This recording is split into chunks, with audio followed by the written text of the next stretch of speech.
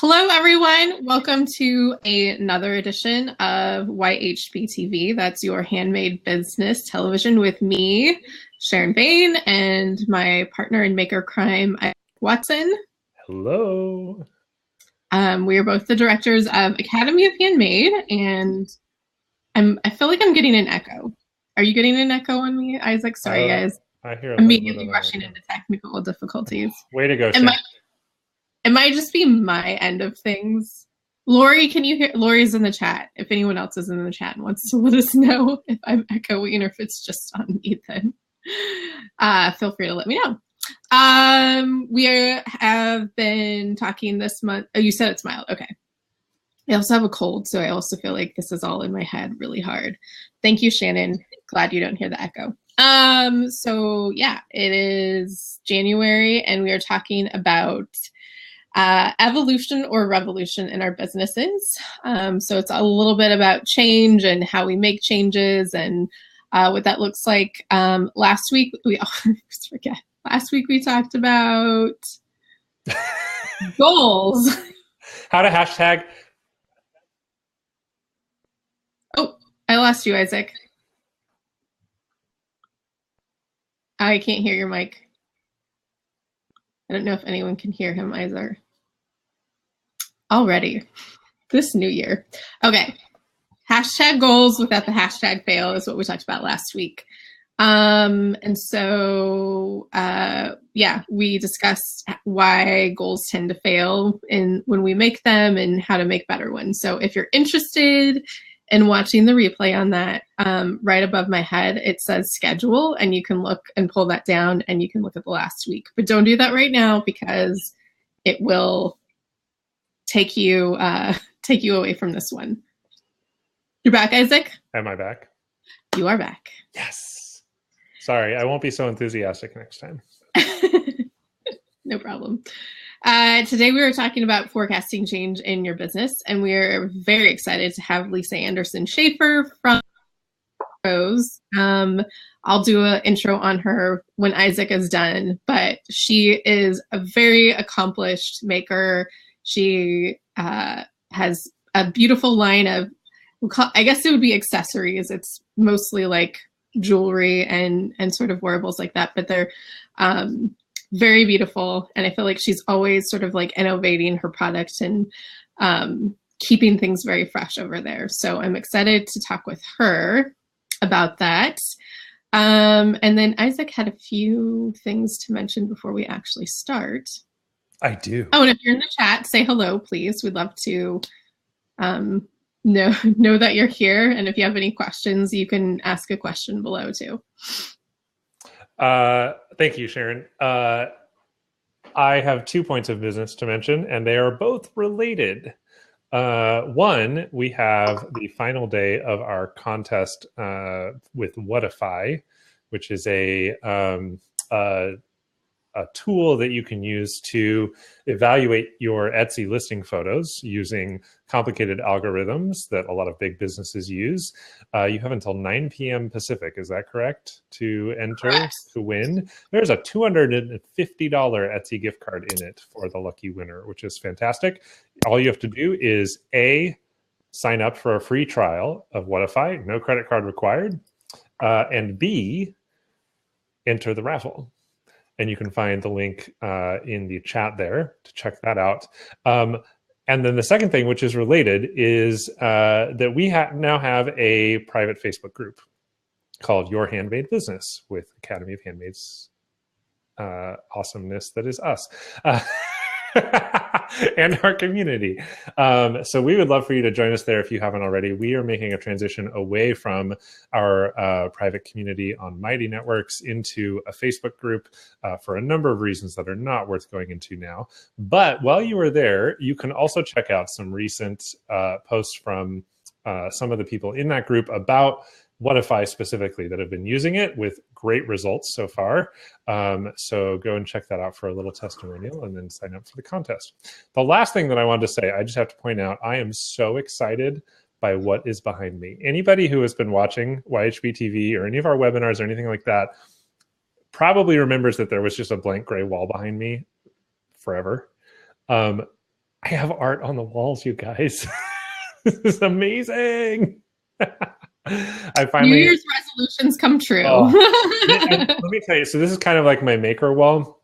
It's not done yet. I've got more to add and some things to tweak. But this is, I'll get out of the way and I'll keep talking about it while I just show it off briefly.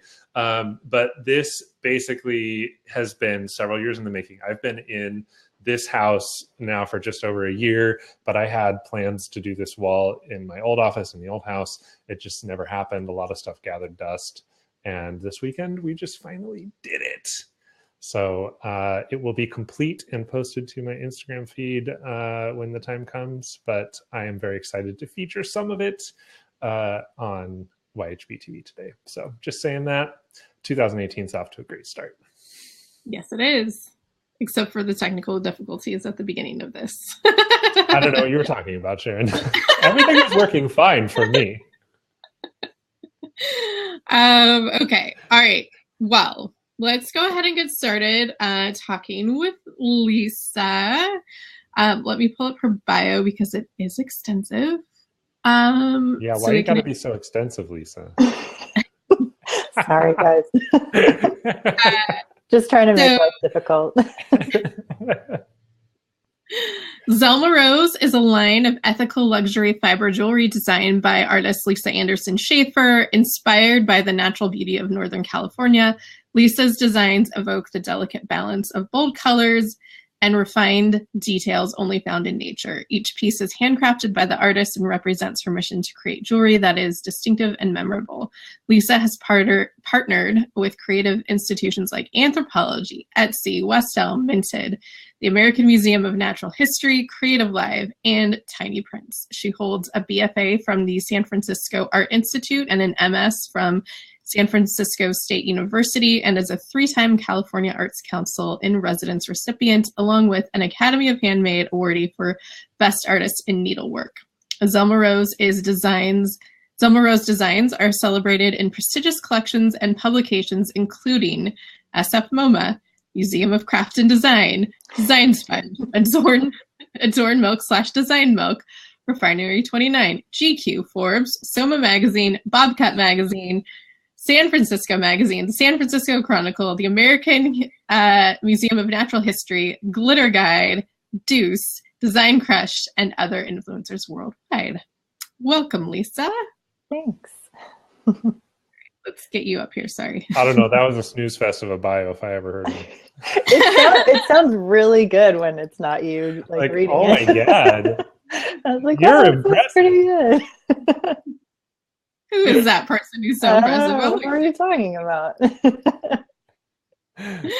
Well, welcome, Lisa. We're excited to have you. Thanks. I guess we wanted to start talking, maybe just if you could give people a little bit about you, because I think you have an interesting background in the evolution of your business and sort of how it came to be. So if you want to just sort of explain how you got here a little bit.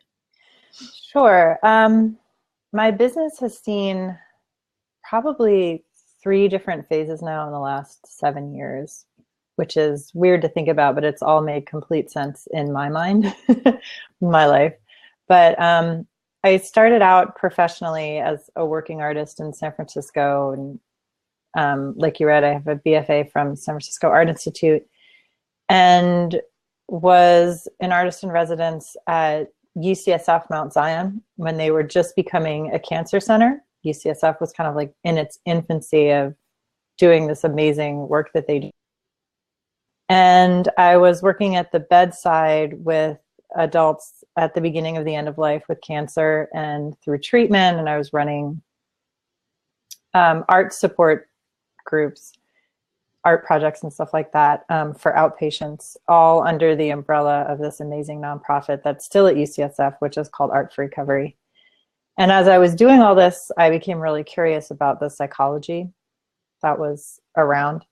And a whole set of circumstances in 2001, including the California Arts Council pretty much going under after 9/11, which happened to a lot of arts organizations, not only in California, but money needed to be spent elsewhere. I was like, well, I can not have a job for a little while, or I can try to go back to school. So I went back to school and got a graduate degree in clinical psychology, became a psychotherapist, took the exams, did all the stuff, and did that, and didn't make art for probably about 6 or 7 years, which was weird. It didn't feel weird. I felt really creative and intellectually stimulated by the work I was doing, but something was off and I didn't know, but my husband did. And when I came home one day from my office and said to him, I don't think I can do this anymore, he was like, good, I don't think you should, because I don't think you've been happy this whole time. And I was like, okay, great.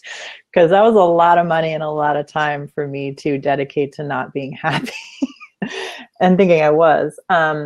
But I knew he was right. Like when someone says something to you that you know they're right and you just don't want to deal with it, you fall on the ground and ugly cry, which is exactly what I did. And I got up off the kitchen floor and he was like, okay, I'll support whatever you want to do, but hello, we live in the Bay Area. You have to have a job. You can't just be like, I'm done being a psychologist. I'm going to like lay around and catch up on my shows. So I knew I could get a job teaching art right away because I had trained at a locked adolescent psychiatric facility. And I thought, all I have to do is walk in a room and say to someone, I can handle a room of 18 psychotic teenagers. I can handle an art class. Like, it's going to be okay. And that's pretty much exactly what happened. I applied for a visual arts teaching job and got hired very quickly. And started playing around with making product, which I'd never made before. My whole arts career before then had been this very solitary studio life of making paintings and sculptures and then selling them or having a gallery show, and people bought them and I never saw what happened to them. There was like this very limited conversation. And I thought, what is it like to make a chair? Like, what happens if you make a chair and then someone buys it and then they sit in that chair and that chair becomes part of their home and their family? And like, what is that like to make an object or a product? So I started making jewelry, and during this time became pregnant with my daughter, who's now 7, and was just making. I didn't know what I was doing. And a friend came over and was like, you have a jewelry collection and there's this thing called Etsy, and I'm going to come over and photograph it, and you're pregnant and crazy and I'm just going to do this for you. And I was like, oh, okay. And I was so preoccupied with like growing a baby that I was like, sure. Okay, fine. So my friend came over and did it, and we put Zelma Rose up on Etsy. And as it was getting closer and closer to my daughter's birth date, my husband and I started having like the nitty-gritty conversation that you have, like crunch the numbers, right? Like what are we doing here? And so very sadly, I crunched the numbers of what it would be for me to return to my private practice and my fancy office downtown San Francisco, to take BART, bus, however I was going to get there, with the insurance and the rent and everything you have to maintain as a clinician, and how many clients I thought I could have with the newborn, childcare and all that. And it came up that each week I would only be bringing home $75 with, with a master's education, 3,000 hours of training, 2 exams, the whole thing, with 4, I think I said, okay, 4 patients, maybe that seems realistic with a young baby. $75. So Matt and I looked at each other and I was like, I think I could make $75 a week selling stuff on Craigslist. Like, if I just grab stuff from the house. So I was like, I think maybe I can make this work for $75 a week and be the one with my daughter, who, as an expert in early childhood education and development, we couldn't pay someone with my qualifications to be with her. So there was a big like reality of the numbers, which was sobering. So he was like, I'm game if you want to try this. And so I said, well, yeah, because $75 a week. Okay. And so for the first 2 years of my business, I was making these very small scale needlework pieces that were really deeply inspired by the needlework I had learned from Zelma, who's my dad's mom, and Rose, who's my mom's mom. And it basically came down to, what can I make easily and efficiently with being the primary caregiver of a newborn? And they were little. It's like, what's little? What can I bring with me in the car? What can I bring with me to doctor's appointments? What can I sit in the car and make when my daughter's asleep in the car seat?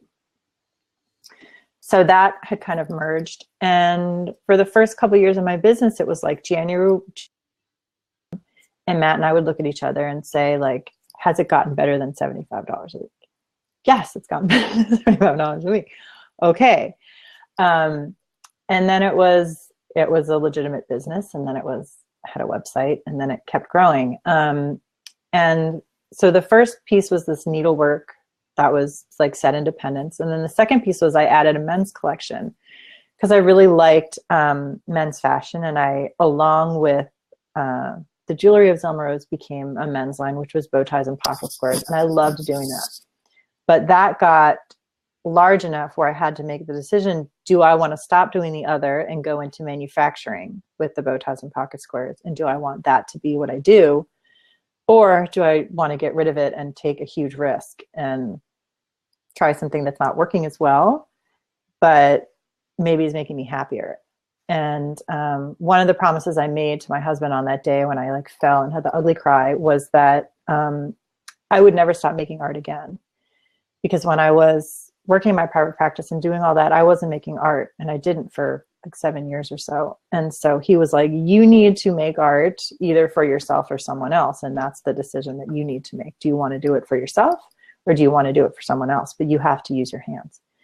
So I was like, okay, sounds good.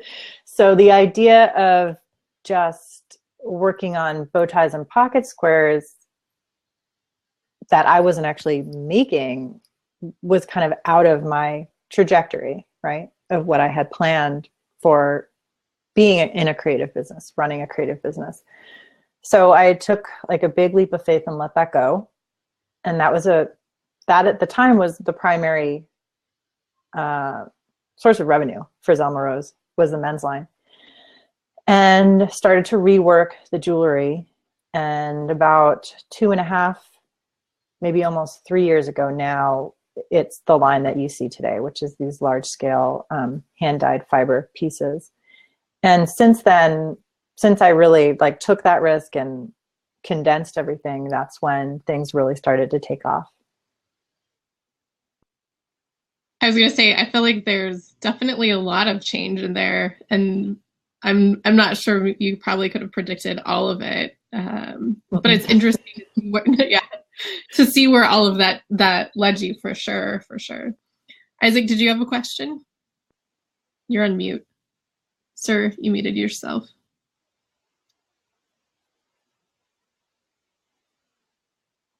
Isaac, we can't hear you.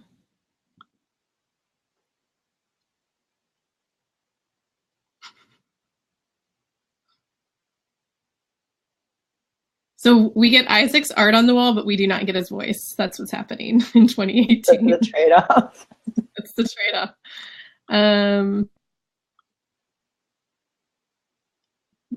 It says it's muted by you, I think. It looks like you muted yourself. Because every time I go over it has the X'd out. Okay, he's reconnecting. Okay. So it sounds like your products evolved a lot. Yeah. How do you more kind of take control of that evolution now? And like, how do you, obviously, like you kind of decided like, I want to be involved in my product. And like, those are now sort of just like core values, I'm guessing, of Zelma Rose. But what is it that you think is how you sort of like keep evolving and keep changing with what you think is best to keep everything going?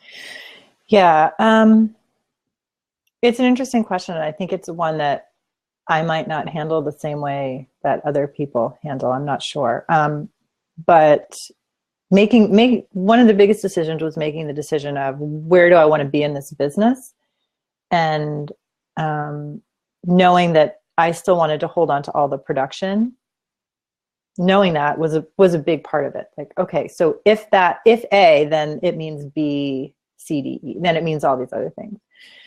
So that I think has helped me in terms of growth, not only in the company, but also in the evolution of my designs. So if I'm making everything and I'm there, I'm super involved in the design and the making process, I'm getting new ideas from that all the time. And I'm seeing how, like, one weave or one knot, where it can go, because I'm sitting there doing it. And I'm not just doing it once or twice for a sample for production. I'm doing it over and over and over again. And I think that practice, at least for me, design-wise, is integral. Totally. Yeah. So for me, being hands-on, I feel like that's part of the forecasting or the trajectory of my business that I don't need to worry about as much. Meaning that just in my own process, because I'm making and I'm feeling the fiber and I'm, at the store looking at dye colors and I'm super involved in all of that, the ideas are going to come and the pieces are going to evolve because my hands are on them all the time. So I'm not exactly sure. I think things would be different if I had to practice for that. And I guess what I'm saying is I don't have to kind of account for that because it's just a natural part of my process. But I think, there are certain things I do just generally to kind of see where the country and the world is at in terms of capitalism, the economy, what people are spending their money on, quarter spending, like how big companies did in that general quarter, holiday spending, fourth quarter stuff, all of that. I listen to like Market Watch and all the economic stuff on NPR, because I think that's good background information to have, even if I'm not, if it's not directly impacting.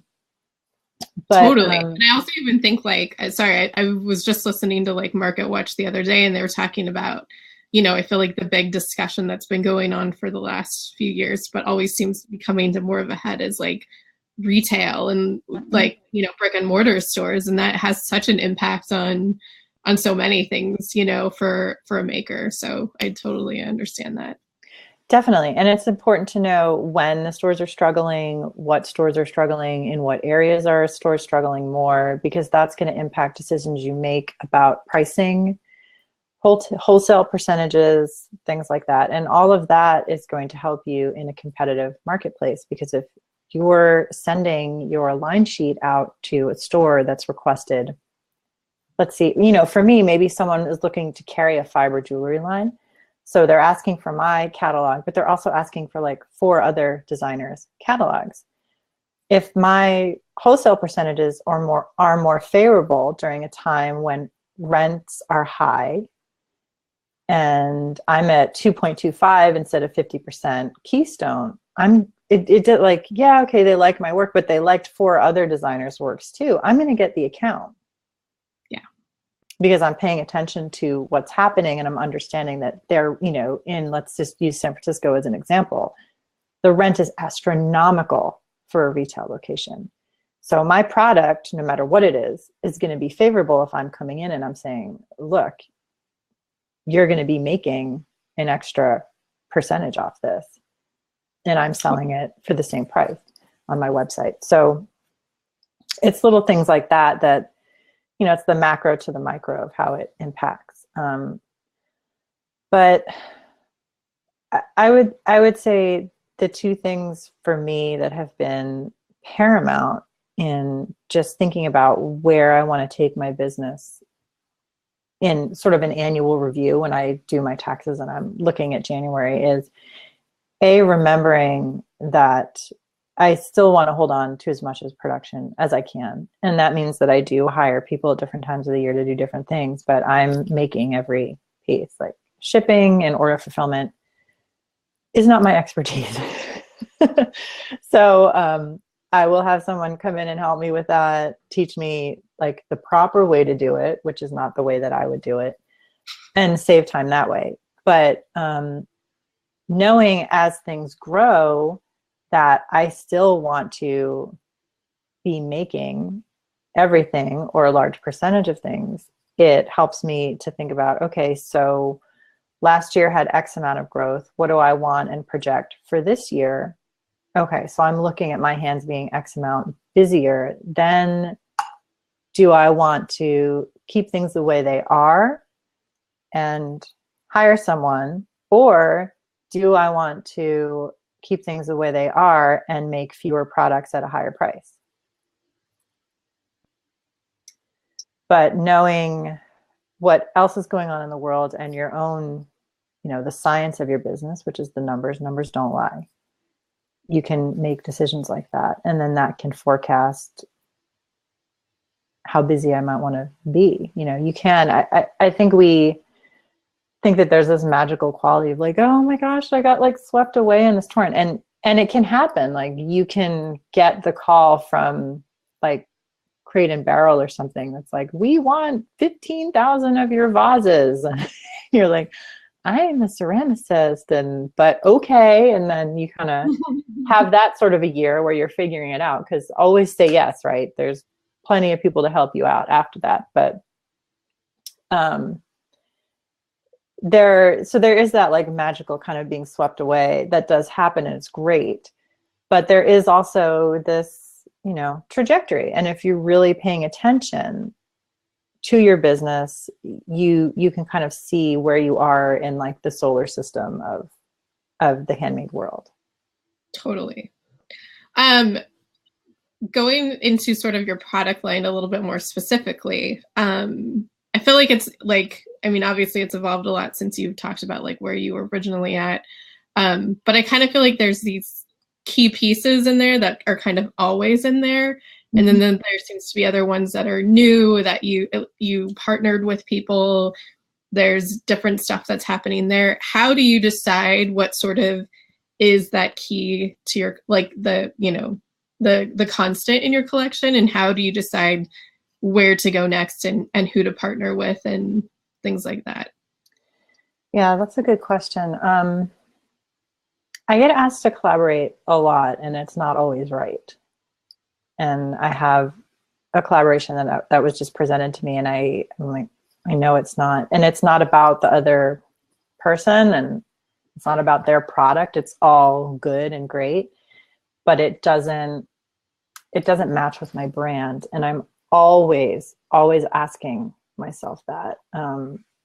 A friend of mine said to me a long time ago, she's in marketing, and she was like, Coca-Cola has this thing where if you see a bottle of Coca-Cola smashed in a like parking lot or something, like a broken bottle, you'll recognize that it's a bottle of Coca-Cola, even if you see like the smallest piece of the logo, right?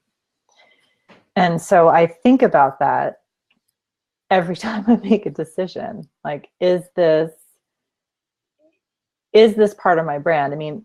Another example I like to use, I don't know if you guys heard this, but I did this crazy thing last year where I hired Bono of U2 as my business coach. That's a whole other webcast. He doesn't know, but he's been a really good business coach. And one of the things that I like to think about in terms of like trajectory and maintaining your brand when you make product decisions and collaboration decisions is, in the 90s, remember there was that weird time of like Nirvana and then also the boy bands. Do you guys remember that? Like there was, this boy band thing. Okay. So U2's been around for 40 years. And they had an album out during that time. I think it was probably Achtung Baby or something like that in there, where it was like Backstreet Boys and NSYNC and and they just exploded. The whole boy band thing exploded all over music, and a lot of us were like, what? So they had a decision to make, right? And I'm sure that someone along the line, a producer or something like that, said to them, let's do like a poppy thing. Well, they were probably in their, I don't know, mid-30s at that point. So so the question is like, okay, you're U2. Do you become a boy band at nearly middle age? Or do you stick to your trajectory and do what you do? Like, does U2 be U2? So obviously we know now that they did not become a boy band. Thank God, because that would have been totally awkward and horrible. But they stuck to their brand. They stuck to that little piece of the Coke bottle. Like, we are not a boy band, you know, we're a punk, rock, pop group, and this is what we do. And we might not, the spotlight might not be shining on us right now, but here's the choice we're making. Follow our trajectory and know that the people that like us and the core of our fans are going to stick with us when the spotlight's not shining on us, or become a boy band and kind of have this short-lived spurt of energy and maybe money and popularity, but go off on a completely other trajectory.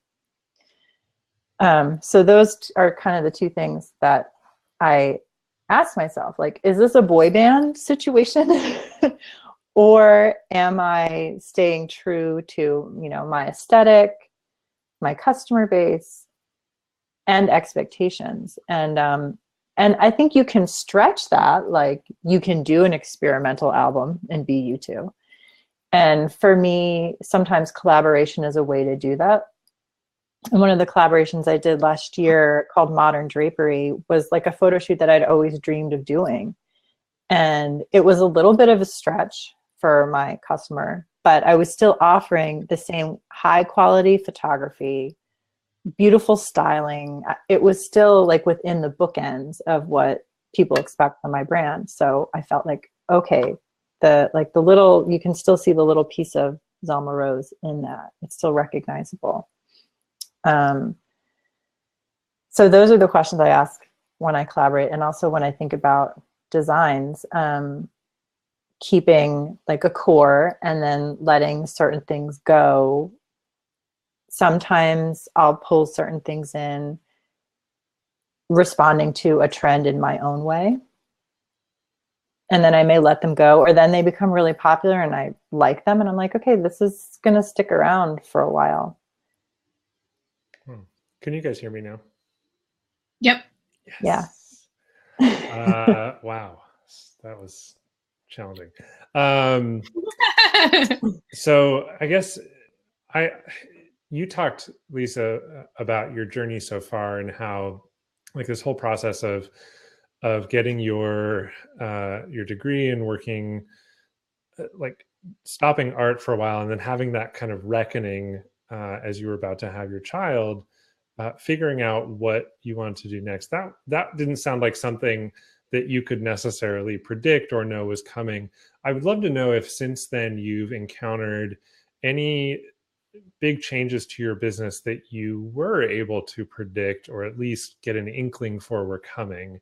And if so, how did that happen? What did what do you do to kind of anticipate that kind of stuff? That's a good question.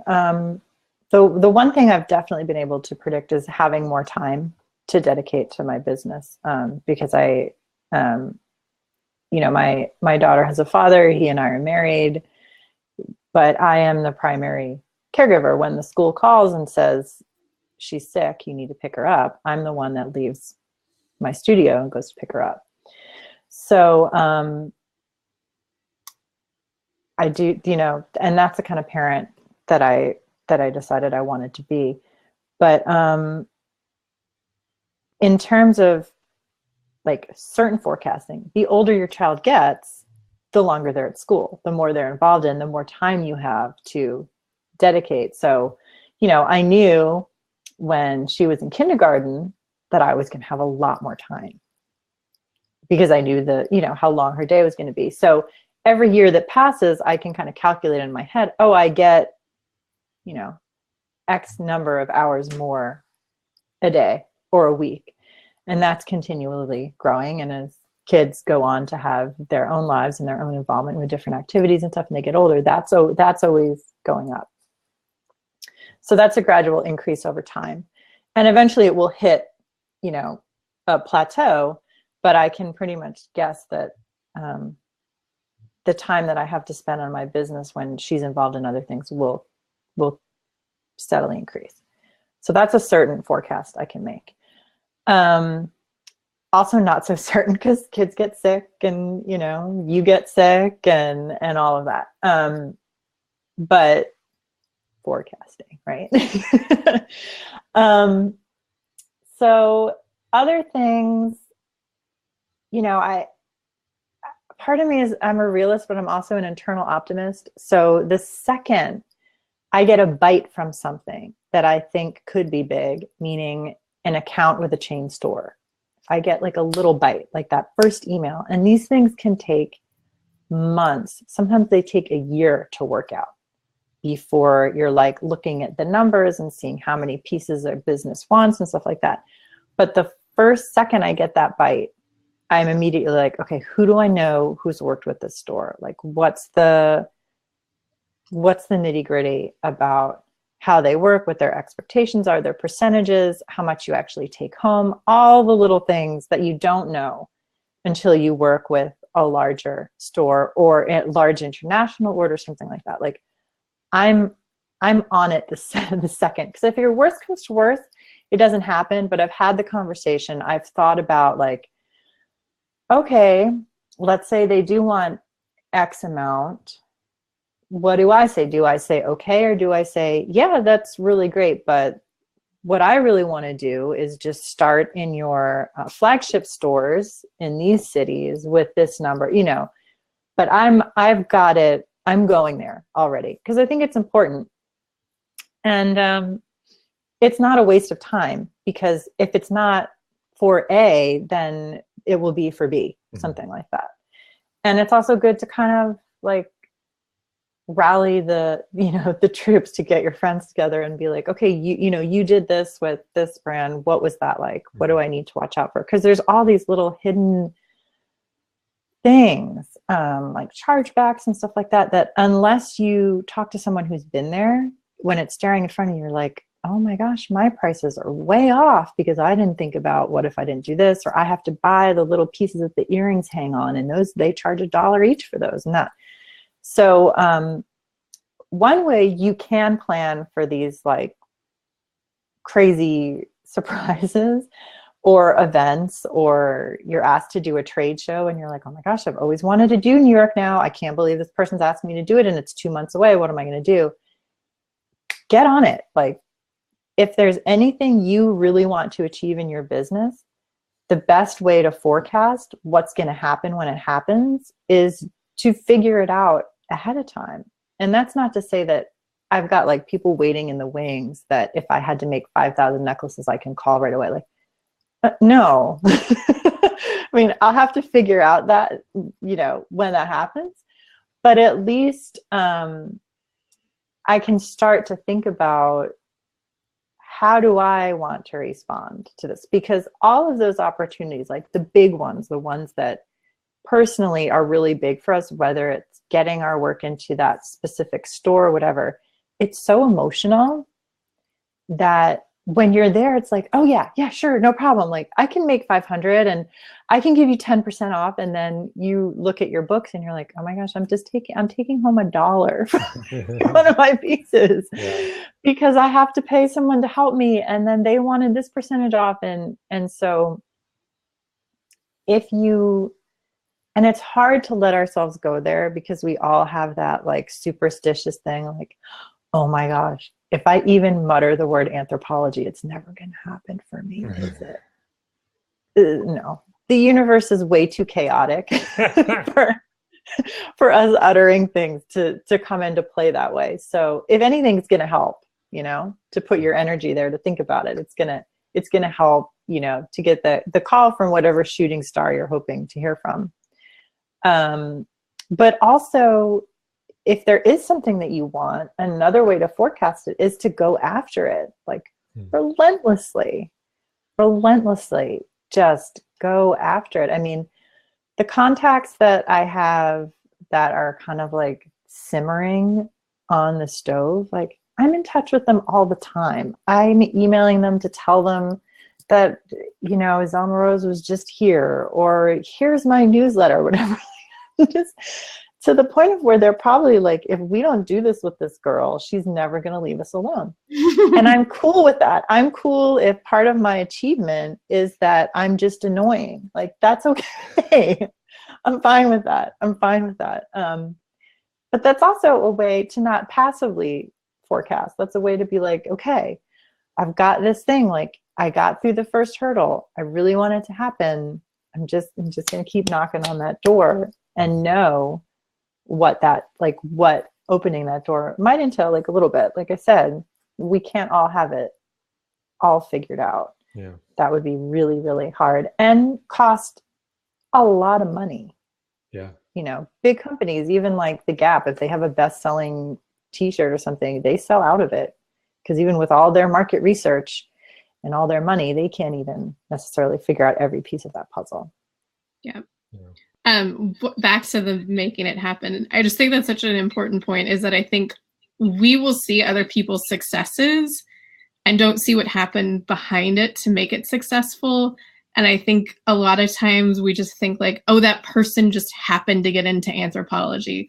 Like somehow anthropology was just like combing the universe, and then there it was. And that, you know, that's how, not that that doesn't happen, but I think that we tend to think that's how like all of it happens, instead of like, no, this person like found out who the buyer is, stalked the buyer, and like, was just, you know, commenting on Anthropology's, you know, Instagram or whatever, like interacting with the brand, and like just always there whenever Anthropology turned its head, there that person was, you know. And I think we don't realize that that is a lot of it too, and making yourself noticeable to those, not in like a weird, you know, clean way, but in a, you know, here I am. Well, I mean, my goal with any opportunity, any little, like, if there's a flint, I am going to make a barn burning flame out of that thing every single time. Because I feel like if there's the slightest opportunity, not only do I want to, like, if you give me an inch, I'm going to take a foot. I'm going to pry that door open, not only for myself, but I'm going to bring other people with me, because I think that's really important. And we all work so hard, and I'm always thinking to myself, like, I get hard on myself. Like, am I scooping up people to bring them with me? Because when you're interviewed by a magazine, or when you get into a new store, everyone's looking for content. Everyone's looking for new product. Everyone's looking for new ideas. And especially with magazine editors and things like that, they will, like a magazine interview, they'll typically say like, oh, we do this column. Do you have any interesting tips for, you know, tidying up your home? Like random stuff, because they've got you there. So it's not obnoxious, and it's very simple to say like, yeah, I do, but also, you know, this friend of mine is a professional organizer. You should really talk to her. She's got this thing figured out. Like, open it and take people with you. That's one thing you can do, and we can all do for each other, that I think is really simple. And the second thing is, you know, in that, really try to make the most of it. I mean, if you get the slightest bit of attention from a company that you're crazy about on Instagram, follow it up.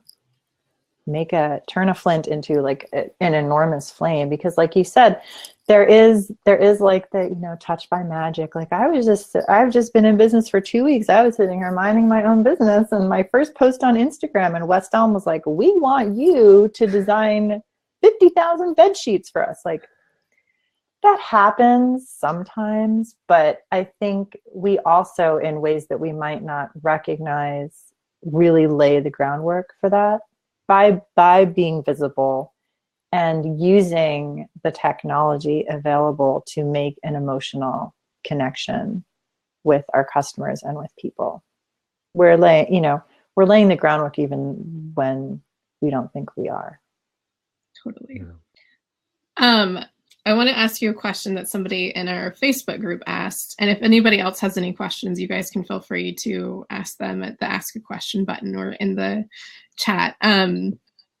Erwin, and I think she is in here, is actually going business internationally because she's moving internationally. So her business obviously coming with her.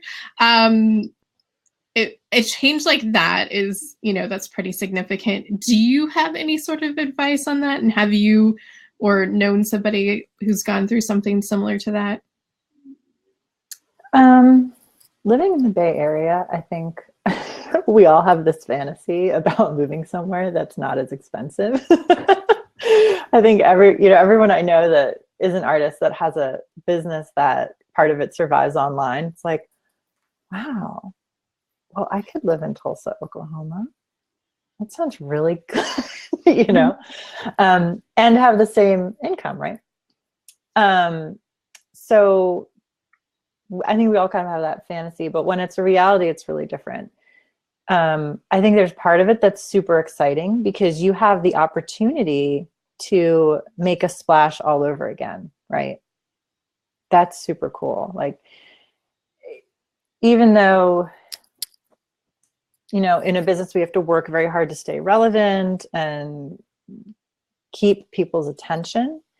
There is something really special about that first look, right? And if you're moving, whether it's to another city or another area, like if I moved from coast to coast, if I went back to New York, I would have this opportunity to like make a huge splash.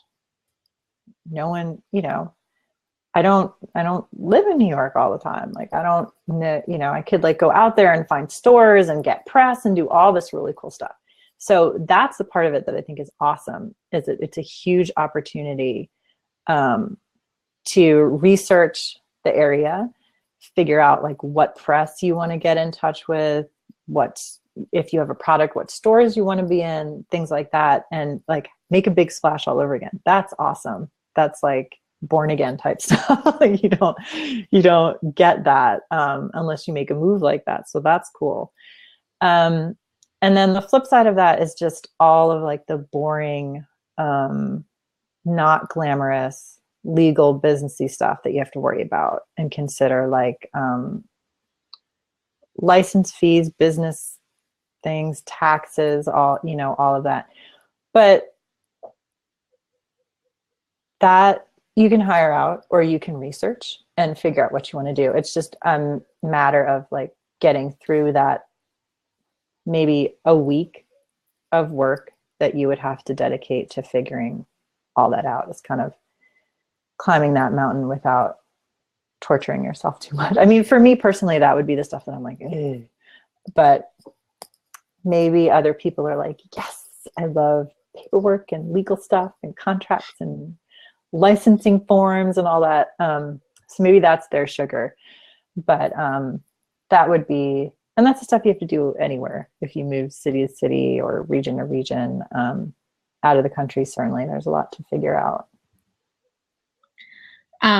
As somebody who has lived abroad, I would also add anything that has a different plug. Think about that. Think about all your different plugs. Think about anything that you have that is involved in your process right now that has a plug that you know that you need to make life work for you. Just think about that. That's very practical, Sharon. Yeah. It's a big deal, though. That's a big deal, though, with production and stuff like that. Like, you have to, the plug's a big deal. It is a big deal. And don't just think these like US converter things are going to really do it for you. They might get you through a week. Not reliable for the long run. Yeah, they're not great. The thing, so what I'm hearing in what you were saying, Lisa, that I think goes into my recommendation for you, Erwin, is Lisa, you talked a lot about this concept of kind of future thinking, future planning, and kind of, I guess, projecting decisions or choices. So I think, I mean, my recommendation, Erwin, if you're thinking about going overseas, is to like have like a really solid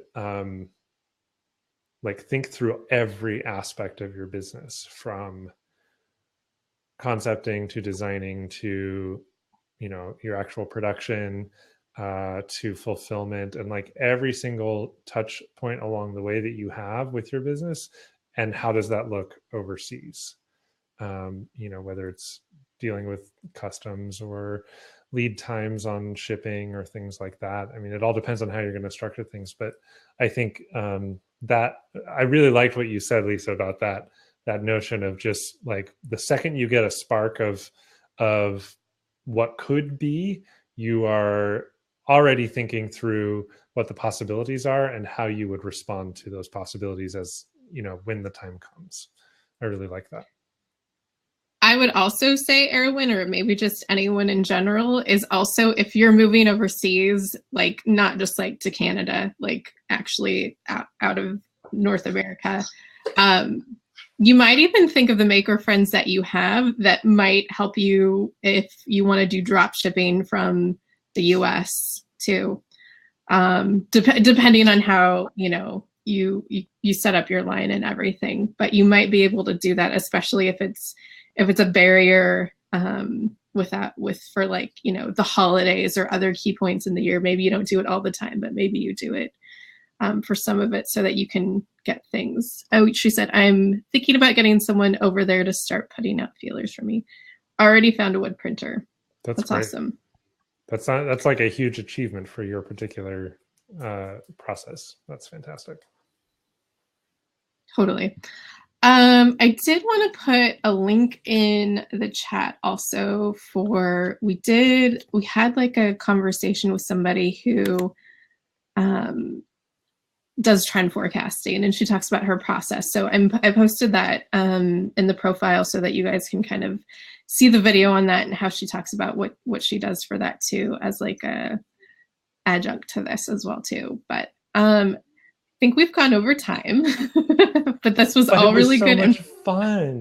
No, it was really good information. It was really fun and interesting to hear about your process too, Lisa, and just how you so thoughtfully think about, you know, what you're going to be doing next with both, you know, the actual product and then the business itself too. So really appreciate it. And thank you for joining us.